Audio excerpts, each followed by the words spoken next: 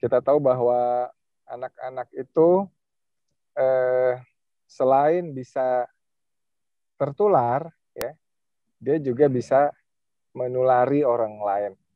Kita juga perlu melindungi segmen usia anak-anak ini, walaupun kejadiannya tidak banyak, tetapi juga bisa tertular dan menjadi fatal. Nah, yang tidak boleh diberikan vaksinasi adalah anak-anak yang memang sedang dalam kondisi berat, ya. Salah satu cara yang cukup ampuh adalah pendekatan sekolah, ya. Karena dengan di sekolah itu, apalagi anak-anak 6 sampai 11 tahun ini, dia ada teman, ya, ada teman yang sama-sama diberikan vaksinasi, bisa saling menguatkan, ya, walaupun ada juga potensi saling panik, ya.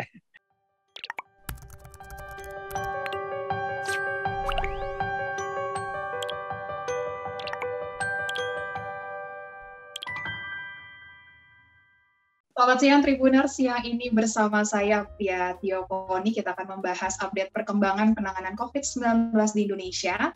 Perkembangan terbarunya nih Tribuners mengenai vaksin COVID-19 yang sudah diizinkan diberikan untuk anak-anak usia 6 sampai 11 tahun.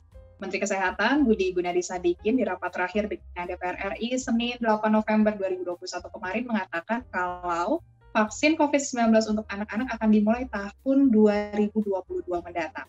Sekitar 1,5 bulan lagi, walaupun kita belum tahu tanggal dan bulan pastinya ya Tribuners. Nantinya vaksinasi anak ini memerlukan 58,7 juta dosis vaksin yang anggarannya udah masuk di tahun 2022. Ada 3 jenis vaksin yang udah mendapatkan izin penggunaan darurat untuk digunakan pada anak usia 6-11 tahun, ada Sinovac, terus Sinopharm, dan Pfizer. Sambil menunggu vaksin COVID-19 buat anak-anak, kita mau ngobrol-ngobrol bersama Ketua Umum Pengurus Pusat Ikatan Dokter Anak Indonesia, IDAI, Dr. Piprim Basarah Yanwarso. Selamat siang, Dok. Udah standby ini siang ini. Hai, Dok. Selamat siang, Mbak. Dok, apa kabar? Maaf lah. Baik, alhamdulillah. Ini masih di jalan nih, sorry. Oh, oke. Nggak apa-apa, Dok. Sehat ya, Dok, kondisi? Sehat, alhamdulillah. Gimana, Mbak? Sehat juga? Alhamdulillah, puji Tuhan, sehat-sehat, Dok. Dok, nah ini udah ada kabar baru yang menyenangkan, vaksin COVID-19 sudah diizinkan diberikan untuk anak-anak. Ini IDAI, tanggapannya gimana, Dok? Apakah ini benar-benar langkah baru lagi untuk kita semakin keluar dari pandemi COVID-19, Dok? Ya, tentu saja IDAI, ya, kami dokter anak di Indonesia menyambut baik diterbitkannya izin untuk vaksinasi COVID pada usia 6-11 tahun ya. Setelah sebelumnya kakak-kakaknya ya 12-17 tahun. Kita tahu bahwa anak-anak itu selain bisa tertular, ya, dia juga bisa menulari orang lain. Di Indonesia ini sekitar 13% ya anak-anak yang tertular COVID itu. Jadi dari total kasus yang terkena COVID, 13%-nya adalah anak-anak. Oleh karena itu, kita juga perlu melindungi segmen usia anak-anak ini. Karena yang pertama dia, walaupun kejadiannya tidak banyak, tetapi juga bisa tertular dan menjadi fatal kena COVID ya. Kita kenal yang istilahnya MIS-C ya. Yaitu inflamasi multisistem pada anak-anak, yang ini juga bisa mengakibatkan morbiditas dan juga mortalitas.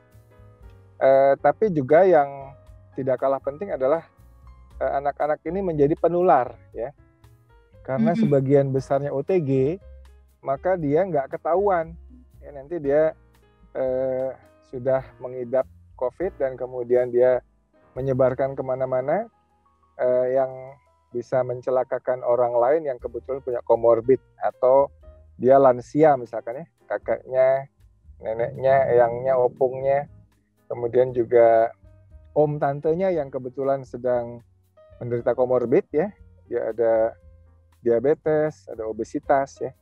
Nah ini tentu saja kita tidak harapkan. Jadi untuk memutus mata rantai pandemi ini ya, salah satunya adalah segmen anak-anak ini yang juga perlu kita berikan vaksinasi. Gitu, Mbak. Oke, jadi kalau dokter tadi bilang nih anak-anak juga bisa menularkan, bisa tertular, tapi kalau misalnya ada anggapan anak-anak mah kuat, tapi tidak seperti itu ya dok ya. Ini termasuk yang penting ya dok ya dalam pandemi COVID-19 ini, vaksin COVID-19 ini ya dok ya. Iya, betul. Jadi anak-anak memang kalau anak sehat itu biasanya kalau tertular COVID memang ringan ya. Tetapi kan kita tidak ingin ada satupun anak ya jadi korban ya. Kita tahu di Indonesia ini kan angka anak-anak yang menjadi COVID yang fatal cukup tinggi ya dibanding negara-negara lain. Oleh karena itu kita inginnya sih tidak ada anak yang menjadi korban daripada pandemi COVID ini. Ya. Oke, siap dok. Nah kalau misalnya udah ngomong vaksin, biasa nih orang tua mungkin baru punya anak yang 6-11 tahun nih, waspada sama efek sampingnya dok. Nah ini mungkin dokter bisa jelaskan dok, efek samping kalau buat anak-anak ini apakah sama seperti kita orang dewasa atau dia punya justru lebih rendah efek sampingnya dok? Ya, dari beberapa laporan uji klinis ya, ini efek samping vaksin COVID pada anak-anak ternyata lebih ringan ya dibanding orang-orang dewasa, karena kita tahu anak-anak tuh indeks imunitasnya juga masih bagus ya, respons imunnya juga masih bagus ya, sehingga efek samping ketika dia diberikan vaksinasi COVID ini gejalanya itu ringan dan biasanya sifatnya lokal saja ya, tidak sampai sistemik ya, sehingga saya kira orang tua tidak perlu khawatir untuk anak-anaknya diberikan vaksinasi COVID ini, karena dibandingkan mudorotnya ya, lebih banyak manfaatnya diberikan vaksinasi COVID ini. Oke dokter Pipin, berarti ini aman ya dok ya, karena nih vaksin belum dimulai, waduh sampai belibet saya, belum dimulai tapi hoax-hoaxnya nih udah mulai banyak dok, udah mulai banyak klarifikasi soal hoax-hoax soal vaksin COVID anak nih dok. Dokter pasti memastikan kalau ini aman ya dok ya? Ya kalau hoax vaksin kan biasa itu dari dulu ya. Kan itu sejak awal mula vaksin itu dibuat oleh para ahli, itu kelompok anti vaksin ya memang sudah ada bersamaan dengan vaksin itu dibuat ya. Jadi tetapi kan kita sebagai orang tua ya, apalagi di era informasi yang sekarang ini demikian mudah ya, kan mesti pandai juga memilah mana informasi yang benar berdasarkan evidence base yang bisa dipercaya dibandingkan informasi yang hanya berdasarkan dugaan-dugaan ya. Itu kan semakin heboh biasanya semakin menarik untuk dibaca beritanya ya. Apalagi media sosial sekarang luar biasa ya, satu berita yang aneh-aneh udah langsung di kopas ke sana sini dan cepat sekali menyebar luas beritanya ya, itu ya Mbak. Oke siap dok. Kalau dari dokter Pipin sendiri ada rekomendasi nggak dok, kalau misalnya biasa kan kalau anak-anak tuh identik sama tokoh ya dok ya, jadi kayak aduh mau divaksin karena tokoh ini juga vaksin. Kalau dari dokter Pipin di Indonesia kira-kira apa nih tokoh anak yang harus divaksin untuk membangkitkan semangat anak-anak biar divaksin dok? Mengingat ini ada suntikan ya dok, biasa anak-anak takut banget sama suntikan dok. Ya nanti masalah bagaimana pola kampanye dan sebagainya, itu saya kira nanti banyak pihak yang bisa lebih berperan ya, dalam hal ini Kemenkes atau Dinkes ya. Kalau IDAI sih mendukung aja dari sisi saintifiknya, nanti teknis pelaksanaannya monggo mau pakai tokoh Indonesia atau tokoh siapa, kalau bisa sih tokoh-tokoh Indonesia aja yang dipakai ya. Tapi saya kira ini nanti kewenangannya tentu saja ada pada pemerintah ya. Kita siap dukung aja. Oke siap dok.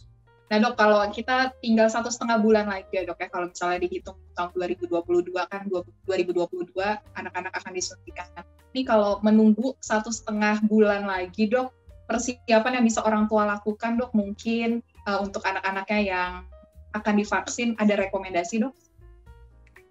Ya, ini untuk persiapan menunggu vaksinasi, pertama adalah tentu saja meyakinkan ya para orang tua bahwa vaksin ini aman, ya. Kemudian sudah mendapat izin edar dan juga di negara-negara lain juga sudah digunakan. Jadi bukan hanya di Indonesia aja ya. Tapi juga yang tidak kalah penting adalah melengkapi imunisasi yang lain, imunisasi dasar yang lain. Karena pandemi ini membuat imunisasi rutin itu terbengkalai ya, cakupannya menurun jauh sekali ya. Ada yang di bawah 50%. Padahal kita tahu bahwa cakupan imunisasi rutin itu ketika menurun di bawah 60% saja ya. Jadi imunisasi menurun nggak usah sampai 0 ya, di bawah 60% saja, maka penyakit-penyakit yang tadinya bisa dikendalikan dengan imunisasi ya, atau kita kenal dengan PD3I itu ya, itu pada bermunculan ya. Ini beberapa waktu yang lalu kita lihat di media massa ada laporan difteri ya, kemudian juga campak, rubella ya, ini juga sudah mulai ada laporannya pada bermunculan. Kenapa? Karena cakupan imunisasi yang rutin itu menurun drastis di era pandemi ini. Jadi ini mesti jadi perhatian kita semua ya. Jangan sampai kita hanya fokus menunggu-nunggu vaksin COVID, tetapi vaksinasi rutinnya ditinggalkan ya. Padahal penyakit-penyakit yang dicegah oleh vaksinasi rutin itu tidak kalah berbahayanya dibandingkan penyakit COVID ya. Seperti misalkan difteri itu kan penyakit sangat mengerikan ya, membuat leher itu mesti dilubangi karena saluran pernafasannya tersumbat ya di daerah larinksnya. Kemudian bisa juga menyerang jantung racun dari difteri itu. Juga penyakit rubella misalkan ini sangat berbahaya buat ibu janin, buat ibu yang hamil muda karena bisa bikin cacat pada janinnya. Ya, jadi saya kira dari sisi ini kita mesti perhatian juga terhadap imunisasi rutin ya Mbak, yang jangan sampai ditinggalkan dan kita hanya fokus ngurusi vaksin COVID saja ya. Ini pesan saya juga untuk para orang tua untuk tetap meningkatkan cakupan imunisasi rutin pada anak-anak kita. Oke, yang pertama ini meyakinkan, dan yang kedua jangan sampai vaksinasinya, imunisasi lainnya berkurang ya dok ya. Karena ini emang sampai saat ini kan sekarang kondisinya udah mulai balik lagi ya dok ya. Kita udah bisa bilang saat ini kondisi lagi aman. Berarti imunisasi angkanya masih cukup memprihatinkan dok, walaupun sekarang mungkin orang-orang udah mulai berani ke rumah sakit gitu dok. Ya, beberapa laporan menyebutkan cakupan imunisasi rutin itu menurunnya signifikan ya, bisa cakupan itu 30-50%. Kita tahu bahwa vaksinasi itu akan efektif melindungi kalau cakupannya di atas 80 ya. Untuk penyakit yang sangat menular seperti campak itu akan efektif kalau cakupannya di atas 90%. Nah, kita bayangkan kalau cakupan vaksinasi itu menurun sampai 30% ya, ini biasanya wabah akan muncul beberapa saat kemudian ya. Dan ini sudah terbukti ya, ramalan para ahli ya yang menyatakan bahwa ini bisa jadi ada double burden ya, ada twin pandemic gitu ya, twindemic.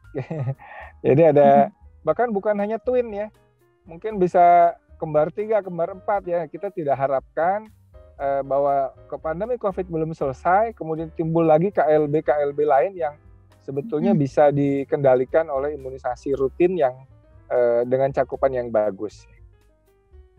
Oke, mungkin ada laporan terbaru dok, penyakit yang justru meningkat di masa pandemi COVID-19 ini yang dialami anak-anak dok. Mungkin ini kemarin-kemarin tidak terlalu tinggi angkanya, terus sekarang mungkin karena imunisasinya kurang atau mungkin terlalu fokus ke COVID, akhirnya ada penyakit-penyakit baru yang justru, loh kok ini anak-anak banyak ngalaminnya gitu dok? Ya, saya kira kita masih menunggu laporan di daerah ya. Tapi yang kami sudah identifikasi ada beberapa kasus ya, seperti difteri ya, di Kalimantan itu ada difteri, kemudian daerah yang lain itu ya, kalau nggak salah di Papua ada campak dengan rubella ya. Jadi ini kan khas penyakit-penyakit yang sebetulnya termasuk PD3I ya, penyakit yang dapat dikendalikan dengan imunisasi. Artinya sayang sekali ya kalau penyakit yang seharusnya bisa kita tekan rendah ini pada bermunculan kembali ya. Data resminya mungkin nanti kita tunggu dari pemerintah seperti apa, tetapi kami dari IDAI menghimbau ya agar para orang tua jangan sampai melupakan program vaksinasi rutin ini supaya kita tidak menghadapi beban ganda ya. Pandeminya belum selesai, penyakit lain yang justru lebih berbahaya pada muncul kembali. Padahal penyakit-penyakit tadi sudah dikendalikan dengan cakupan imunisasi yang baik di Indonesia. Oke, siap dok. Jadi ini buat para orang tua yang sedang menyaksikan, buat Tribuner semua, Dokter Piping udah ingatkan berkali-kali dari tadi nih, imunisasinya jangan sampai lupa, jangan terlalu tetap fokus di COVID-19 penanganannya ya dok ya, tapi jangan lupa imunisasinya nih yang utama, jangan sampai ada KLB lain. 3 penyakit tadi ya dok ya, itu sebenarnya bisa dicegah dari imunisasi. Ayo kita imunisasinya kita tingkatkan lagi buat anak-anak kita. Nah balik lagi ke vaksin COVID-19 dok, mengenai kriteria nih dok, mungkin orang tua juga bertanya-tanya apakah anak saya bisa untuk menerima vaksin COVID-19, dokter mungkin bisa jabarkan spesifikasinya, mungkin anak-anak yang punya kebutuhan khusus atau punya penyakit penyerta, bagaimana dok untuk vaksin COVID-19? Ya pada prinsipnya anak-anak yang sehat atau anak-anak yang punya masalah penyakit kronik tetapi terkendali dengan baik, sering kontrol ke dokter ya. Misalnya nih dia ada masalah autoimun tetapi terkendali dengan baik ya, atau ada penyakit jantung bawaan ya tapi kondisinya baik, stabil, atau pasca operasi misalkan ya. Nah kondisi-kondisi begini justru lebih butuh vaksinasi COVID dibanding anak-anak normal yang nggak ada masalah apa-apa ya.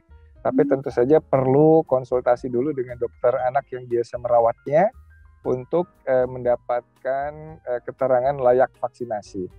Nah, yang tidak boleh diberikan vaksinasi adalah anak-anak yang memang sedang dalam kondisi berat ya.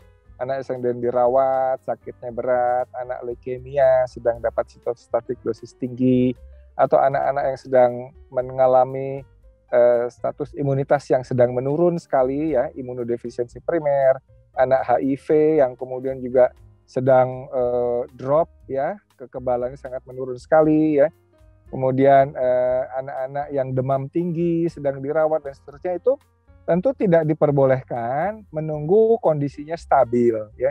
Tapi anak-anak lain secara umum ini boleh dilakukan vaksinasi. Kalau orang tua masih ragu, silakan hubungi dokter anak terdekat untuk menanyakan ini kondisi saya seperti ini boleh apa tidak ya, terutama pada anak-anak yang sudah rutin kontrol ke dokter atau ke poliklinik penyakit-penyakit tertentu, itu silakan meminta surat keterangan layak vaksin ya. Seperti itu Mbak. Oke, berarti ini ada rekomendasi baru juga kali ya dok ya, kalau misalnya buat orang tua yang takut atau masih ragu-ragu, mungkin sebelum jadwal vaksin sebelum datang ke tempat vaksinnya, mending ketemu dulu sama dokter anaknya untuk meyakinkan lagi ya dok ya? Iya betul. Jadi sambil menunggu nih, coba hubungi lagi atau kontrol ke dokter yang memahami penyakitnya ya, sesuai dengan kondisi yang biasa dia tangani oleh dokter tadi. Nanti tanyakan, dok kalau ada vaksin COVID, anak saya sudah bisa langsung diberikan apa tidak gitu ya. Jadi pada prinsipnya sih dokter tentu akan menjelaskan dengan baik kondisinya seperti apa ya. Jadi ibu-ibu atau bapak-bapak yang punya anak-anak yang punya masalah-masalah dengan penyakit kronik seperti ini bisa lebih tenang ya untuk diberikan imunisasi COVID ya. Oke, nah perawatan pasca pemberian vaksinasi nih dok, kalau misalnya kemarin-kemarin buat vaksinasi orang tua dan remaja, kita juga lihat banyak efek-efeknya dok ya. Mungkin kalau misalnya buat anak-anak nanti setelah vaksin ada rekomendasi nggak dok? Mungkin harus pulang, jangan dibawa jalan-jalan dulu anaknya karena nih ada yang baru masuk nih ke dalam tubuhnya untuk membangun imunitas, gimana dok rekomendasinya? Ya, memang sebaiknya pasca vaksinasi anak istirahat dulu ya, karena kita ingin memberi kesempatan tubuh kita yang sedang baru saja diberikan antigen ya, itu akan nanti terjadi reaksi antigen antibody, sehingga tubuh kita butuh istirahat ya, tidur yang cukup ya, juga nutrisi yang baik, tidur cukup, jangan dibawa olahraga ya.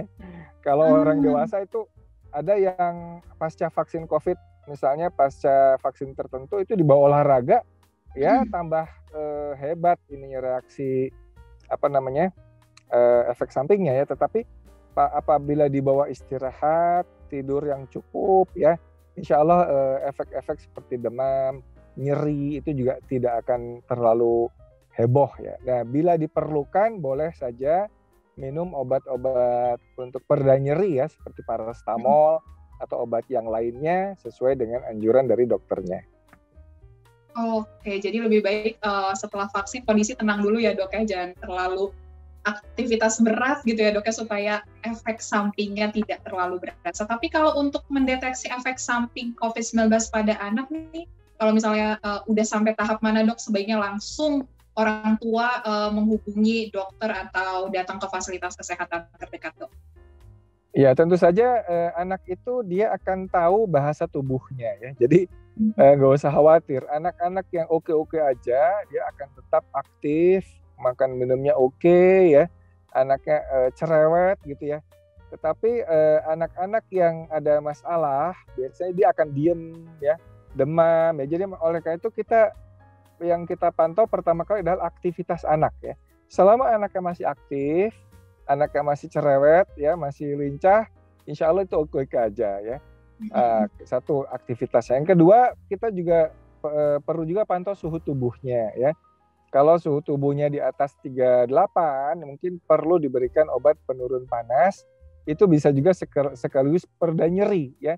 Kita tanya juga itu efek di bekas suntikannya gimana dek? Apakah nyeri atau bengkak atau seperti apa, kita bisa amati juga ya. Jadi suhu tubuh, kemudian aktivitas anak, kemudian nyeri di lokasi suntikan, itu saya kira bisa dimonitor oleh orang tua. Dan biasanya kalau memang diperlukan bisa diberikan obat-obat pereda nyeri sekaligus penurun panas ya. Tapi kalau memang tidak perlu banget, nggak usah diberikan obat-obatan apapun, cukup istirahat saja, banyak minum, cukup nutrisi ya, insya Allah gejala seperti ini nggak lama biasanya. Oke, siap. Jangan lupa nutrisinya ya dok. Tadi kita cuma bilang jangan lakukan aktivitas, atau nutrisinya lupa. Nutrisinya juga tetap harus diberikan yang terbaik ya. Tapi dok, ya ini pesan saya untuk nutrisi, ini ya, juga dok, penting ya. Ini anak-anak kita ini hendaknya dihindarkan juga dari nutrisi yang tinggi glycemic index ya, dalam junk food itu yang gulanya tinggi, tepungnya tinggi ya. Ini di samping kemudian akan bikin masalah kalau dimakan berulang-ulang ya. Ini juga akan memicu terjadinya obesitas ya. Nanti COVID ini kan juga berat pada anak-anak atau orang tua, orang remaja yang punya obesitas ya. Jadi jangan sampai kita hanya maksud saya gini, nutrisi penting tapi over nutrisi ya, kelebihan pemberian nutrisi apalagi nutrisinya yang jelek ya, junk food ya, makanan-makanan tinggi gula, tinggi tepung, itu juga akan sangat merugikan terhadap kesehatan anak-anak kita ya. Jadi perlu diperhatikan masalah nutrisi ini, beri nutrisi bergizi tinggi yang kaya akan protein hewani, kaya akan sayuran hijau, kaya akan buah-buahan yang rendah fruktosa seperti itu ya. Oke, nah ilmu baru lagi ya dok ya, diingetin lagi protein hewani sama yang hijau-hijau ya dok ya, nutrisinya jangan sampai berlebihan. Oke dok, balik lagi ke masalah vaksin COVID-19 nih dok, ada anggapan kan kita sistemnya herd immunity nih dok, jadi di rumah udah ada orang tua sama remaja yang udah divaksin, ya udah anak-anak nggak usah deh dok, nah itu gimana tanggapannya dok? Ya, herd immunity itu kan sebetulnya munculnya kekebalan alamiah pada saat pandemi atau pada saat KLB ya. Jadi sebagian besar orang ya, ada yang kalau COVID ini kira-kira 67% orang kalau dia kebal maka bisa tercapai herd immunity. Nah, herd immunity itu bisa dicapai dengan dua cara. pertama dengan dibiarin aja terkena infeksi alamiah, ya kan? Nanti akan ada sekitar 3% masyarakat yang menjadi korban berat, ya. 3% itu kalau dikalikan Indonesia 200 berapa juta tuh? 250 juta. 3% itu kan banyak, ya kan? Berapa juta tuh? 25 juta ya? 25 juta. Ya, 25 juta. Apa kita rela ada 25 juta orang yang wafat gitu ya? Bagaimana kalau itu termasuk keluarga kita, anak-anak kita ya? Nah, vaksinasi ini ingin tujuannya mencapai herd immunity, tetapi nggak dapat sakitnya ya. Jadi kita ingin kebal tapi nggak pakai sakit dulu gitu, kira-kira begitu. Nah, kalau herd immunity yang alamiah ya sakit dulu, nanti siapa yang kuat ya, kuat-kuatan bertahan hidup, tapi yang rentan-rentan itu akan jadi korban ya, karena konsepnya survival of the fittest. Siapa yang paling fit dia akan survive ya kan. Nah, yang begini ini kan nggak etis, nanti kita membiarkan orang tua, orang punya komorbid, dia harus kena COVID berat, masuk ICU, kemudian wafat ya. Padahal ada cara lain yang lebih aman buat orang-orang komorbid ini, yaitu dengan cara vaksinasi ya. Saya kira itu Mbak pemahamannya. Oke, siap Dok. Nah ini terakhir nih Dok, kalau rekomendasi dari IDAI untuk anak-anak 6-11 tahun pemberian vaksinasinya gimana Dok? Apakah di sekolah atau lebih ke di Vaskes aja Dok? Ya, kemarin sih ngobrol-ngobrol dengan Bu Nadia dari Kemkes itu ya. Mungkin ini ada yang salah satu cara yang cukup ampuh adalah pendekatan sekolah ya. Karena dengan di sekolah itu, apalagi anak-anak 6-11 tahun ini, dia ada teman ya, ada teman yang sama-sama diberikan vaksinasi, bisa saling menguatkan ya, walaupun ada juga potensi saling panik ya. Kalau teman satu nangis, yang lain pada nangis misalkan ya. Tetapi dengan adanya teman ya, ada penguatan-penguatan dari ibu gurunya, dari orang tuanya ya, mudah-mudahan ini bisa lebih memudahkan memberikan vaksinasi pada anak-anak. Karena anak-anak ini unik ya, beda dengan remaja. Kalau remaja dia udah bisa ya seperti orang tuanya ya, udah ngerti. Tapi kalau anak-anak ini kan sangat tergantung pada izin orang tuanya, kemudian juga peer groupnya ya, kemudian juga lingkungan yang diberikan harus nyaman, harus ada penjelasan dulu ya. Jangan sampai kemudian dipaksa-paksa sampai anaknya histeris atau bagaimana ya, tetapi kita beri pengertian pada anak-anak. Insya Allah anak yang diberi pengertian akan lebih siap ya. Dan juga ada satu teknik sebetulnya secara teknis ya. Itu ada namanya shot blocker ya. Shot blocker itu ada alat plastik kuning begitu ya. Itu kalau dia ada duri-duri kecil ya. Itu saya sih sering pakai itu. Jadi pada anak-anak itu enggak terasa jarumnya masuk. Ya, nah kalau anak-anak pertama kali disuntik itu enggak terasa dan enggak nangis, dia bisa kampanye ke teman-temannya untuk kemudian berani untuk disuntik. Ya, saya kira itu, Mbak. Oke, siap Dok. Itu mungkin bisa menjadi rekomendasi buat pemerintah biar pada mau vaksin anak-anaknya Dok, yang mengingat tadi dokter bilang kalau udah satu nangis biasanya yang lain ikut-ikutan ya Dok ya. Oke, nah ini Dok terakhir Dok lihat vaksinasi bagi remaja yang belum maksimal, apakah nanti vaksinasi buat anak-anak tetap optimis Dok ini akan sesuai dengan target karena disiapin sampai 57 juta dosis vaksin Dok. 59 juta. Wah.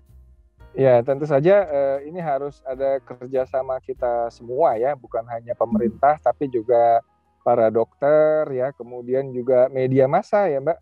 Media massa ini saya kira termasuk Tribun ya, Tribun Network ini kami dari para dokter juga ikut menghimbau ya rekan-rekan media untuk turut memberikan edukasi ke masyarakat agar masyarakat tidak ragu-ragu lagi untuk diberikan vaksinasi ya. Jadi ini kan di eranya seperti ini ada perang media ya. Ada media yang senang banget menyebarkan hoax tentang imunisasi ya. Tapi ada juga yang memang media yang betul-betul mengedukasi masyarakat sehingga tidak ragu-ragu untuk diberikan vaksinasi. Karena salah satu upaya yang efisien dan kemudian juga jauh lebih murah ya dibanding kalau orang itu terkena ya, adalah upaya untuk memberikan vaksinasi kepada masyarakat Indonesia termasuk anak-anaknya ya. Saya kira itu, Mbak. Siap, Dokter Piprim, terima kasih hari ini informasinya, terus banyak juga rekomendasi yang diberikan oleh Dokter Piprim buat orang tua menjelang vaksinasi buat anak. Jangan lupa juga buat orang tua nih, sedikit highlight dari obrolan kita hari ini sambil menunggu vaksin, dipersiapkan, diyakinkan dulu orang tua dan anaknya ya dok ya, dan kalau misalnya masih ragu-ragu, bisa mengunjungi dokter anak langganannya, dokter anak terdekat, untuk bisa meyakinkan nih anaknya kondisinya fit nggak untuk menerima vaksinasi COVID-19, karena Dokter Piprim tadi bilang anak-anak juga bisa tertular dan menularkan, dan ini yang paling kita cegah ya dok ya di masa-masa pandemi COVID-19, untuk tetap menjaga angka penularan yang minim, seminim-minimnya, kalau perlu nggak ada lagi, supaya kita bisa kembali normal. Dokter Piprim, terima kasih hari ini edukasi yang udah diberikan. Selamat kembali melakukan aktivitas. Nanti kita ngobrol-ngobrol lagi ya dok ya mengenai kesehatan anak di Indonesia di lain waktu. Terima kasih Tribuners yang sudah menyaksikan. Semoga informasi kita hari ini bermanfaat dan berguna untuk pencegahan COVID-19. Jangan lupa juga untuk terus menerapkan protokol kesehatan. Maskernya dipakai, jaga jarak, menjauhkan kerumunan supaya kita sama-sama keluar dari pandemi COVID-19. Terima kasih sudah menyaksikan. Selamat sore. Assalamualaikum warahmatullahi wabarakatuh.